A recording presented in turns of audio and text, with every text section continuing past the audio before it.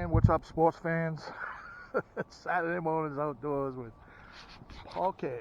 And we're ice fishing in a well-known trout lake. I'm going to try to get me an actual sport fish and give it a whirl here. The ice is really thick here. I'm ready to go. I got line on my rods and reels. I'm going to try a few different techniques here today. So let's see if we can catch some supper. Hang in there.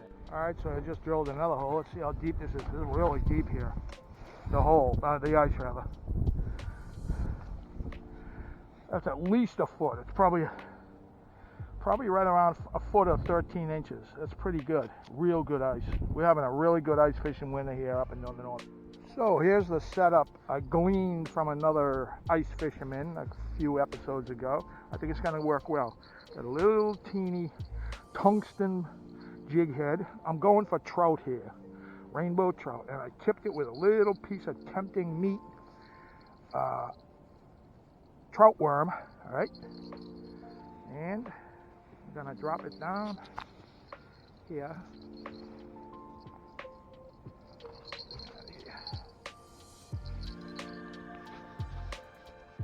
And I'm gonna just dead stick this. So I got that weighted tungsten jig down there. So check this, I drilled a little hole here, jam that in,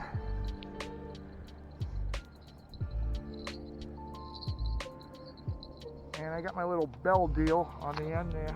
Hopefully I can get me some luck now. Wait for that jingle. We'll move over to the next hole. So there's the look of that setup, right? Put ice trap companies out of business. Just drill a little hole at an angle in the ice to hold your rod, and kind of like a jaw jacker setup, but it don't jaw jack. It just, but the bell's gonna ring if I get a strike, I hope. All right, and we got sonar with us today. So we got, you can see on that screen, we're in about 20 feet of water, and we're marking fish at a couple levels, 10 and 5, it looks like. So that's good news. Let's see what we can do. I'm using a Swedish pimple with a little piece of nightcrawler. Let's go.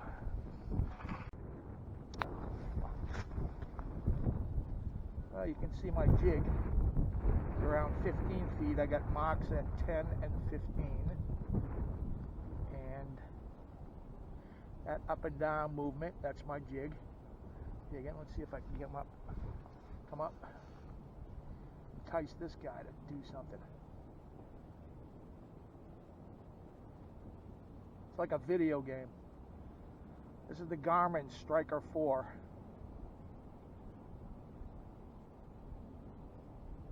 It's amazing. It's got the ice transducer too.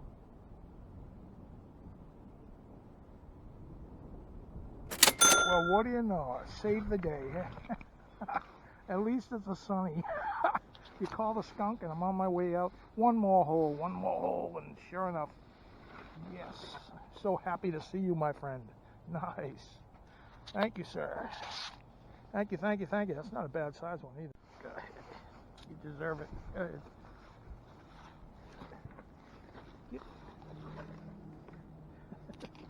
Yes.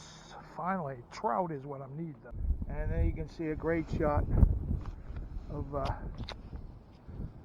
jig on the bottom there.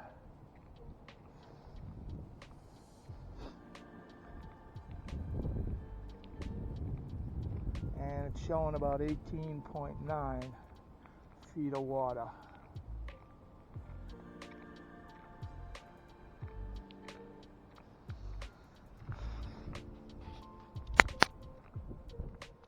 Its sensitivity is so spectacular. You see those rainbow colors? See my jig, it's right on the bottom. See it, I'm moving it up there a little bit. So, but that rainbow colors, that's weeds. When you get a solid bottom, it's a solid color. But when you have that rainbow color, like my jig's right on the very top of those weeds right now. And that's how sensitive this ice transducer is. You got to give Garmin credit, and for the price of this sonar. It's just incredible. It's also got a flasher mode too. I've shown that on other videos, but it's a beautiful, beautiful machine. Very inexpensive to own, under a couple $100, and really, really works well. They mastered this. So fun. All right, so as opposed to this hole here, and you can see the jig. It's not quite on the bottom, but the bottom is solid, one solid color. This is 7 feet of water, but you can see absolutely how that works. On the last hole, it was all kind of a rainbow down here, and that says weeds and muddy. This right here is a more stable bottom, and it's quite interesting, quite fascinating. You can tell the structure so well and how sensitive it is. It's incredible. Yeah, dig a little bit so you can see where I'm at. See that? Very cool.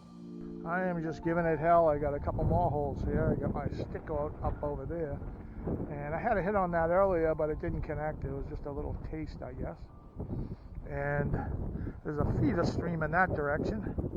And I was talking with one of the other guys that was fishing here, and he said there's an otter that's down in that area. But I don't want to venture too close because it's moving water and the ice ain't safe. But once again, we're about 25 feet of water on this, and we got the Swedish pimple on this one, and we got the tungsten jig with a whole trout worm on that one, and hopefully the bells will be jingling. Let's go. As you can see, I'm totally mocking right around 13 feet. That's my jig moving up and down, but he ain't budging. I can't buy a bite. Come on.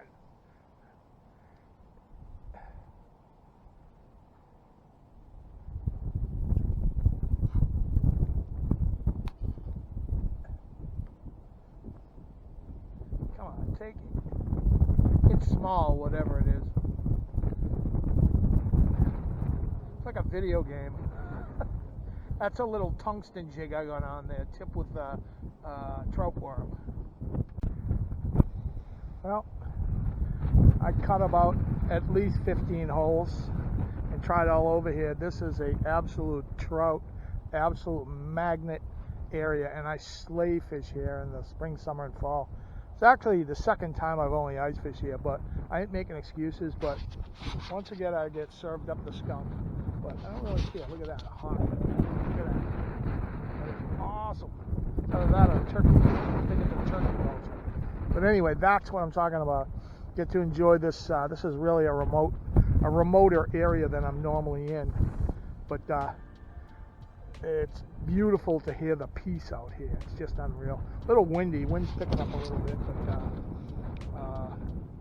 totally worth the trip out. This is a lot of fun. A lot of guys have hit this. There's holes everywhere, which shows you the impact of overstocking a place with trout, and that's what this is. But anyway, I hope you like and subscribe and learn the lesson from this. Is it takes fortitude. You're not going to get fish every time, you know, but it's in the process, and really satisfying.